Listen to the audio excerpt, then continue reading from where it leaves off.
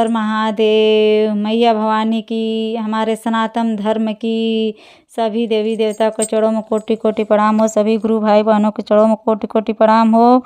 हमारा प्रणाम स्वीकार करे, जो गलती हो माफ़ करे, फुल सपोर्ट करे। पूरा जरूर गाना सुने। बहुत दर्द भरा, रुला देने वाला ये गीत है, एक बार जरूर सुनिए माँ के लिए। हम नाही जननी शिव गुरु ऐसन दिनवा है रे जान। हम नाही जननी शिव गुरु ऐसन दिनवा है रे जान, रे जान।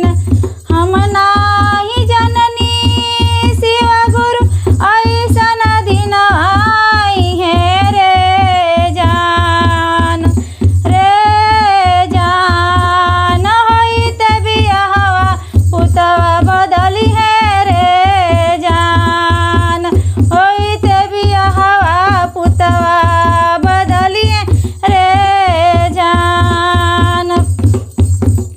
जवना हम बेटवा खातिर गइनी छठा बरतिया रे जान, रे जान। जवना बेटवा खातिर गइनी छठा बरतिया रे जान, रे जान। उहे नाही बुझे दरदिया रे जान, रे जान। उहे नाही बुझे दरदिया रे जान।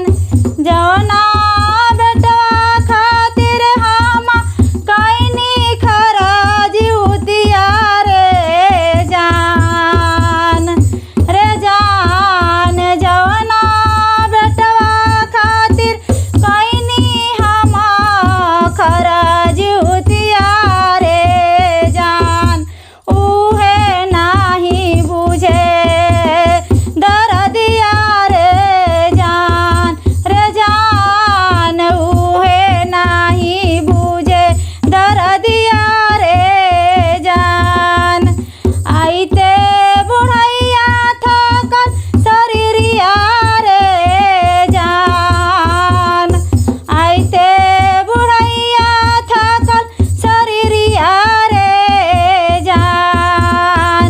पुतवा खातिर भैनी भारी रे जान, पुतवा खातिर भैनी भरिया रे जान, रे जान। पुतवा भेज वृद्धाश्रमवा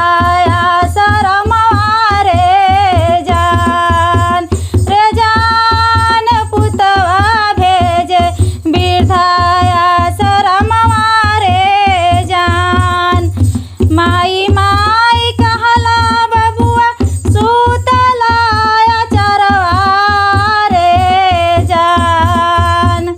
माई माई कहला बबुआ मुतला चरवा रे जान, रे जान। मेहरी आवते भैला कठ करे जवा रे जान, रे जान। मेहरी आवते भैला कठ करे जवा रे जान।